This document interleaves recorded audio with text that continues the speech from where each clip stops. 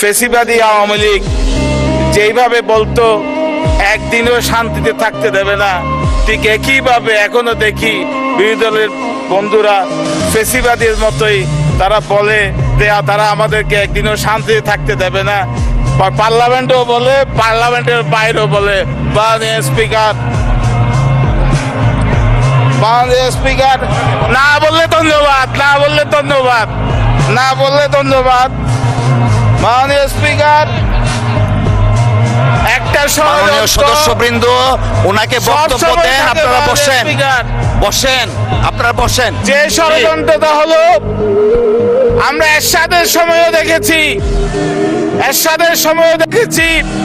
বিএনপির মাননীয় সদস্য আপনার বক্তব্য থাকলে শুনবো, ওনাকে এলাও করেন।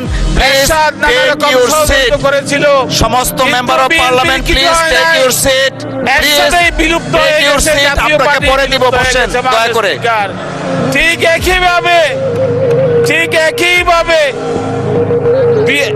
একইভাবে আওয়ামী লীগও বিএনপিকে দমন করার জন্য 15 বছর ফেসিবাদীর কায়দায় বিএনপির মানুষকে নির্যাতন করেছে, নেতাদের নির্যাতন করেছে, নিপীড়ন করেছে, কিন্তু বিএনপির কিছু হয় নাই।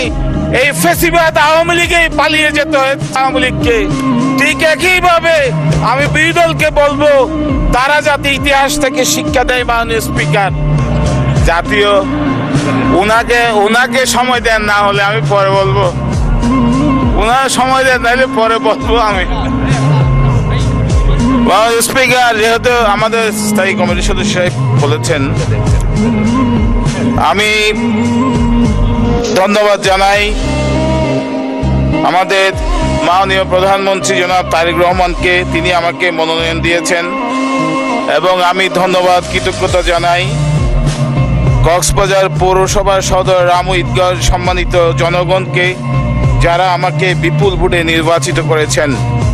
আমি অত্যন্ত শ্রদ্ধার সাথে স্মরণ করি স্বাধীনতার ঘোষক, বহুদলীয় গণতন্ত্রের প্রবক্তা শহীদ রাষ্ট্রপতি জিয়াউর রহমান এবং আপসহীন নেত্রী সফল প্রধানমন্ত্রী বেগম খালেদা জিয়াকে।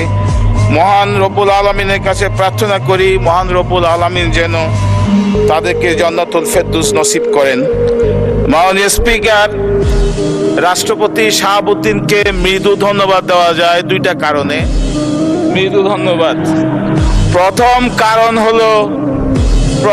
কারণ হলো তিনি একটা সত্য ভাষণ দিয়েছেন, সেখানে আমাদের সকলেরই প্রশংসা করেছেন। 24শে আগস্টের, জুলাই আগস্ট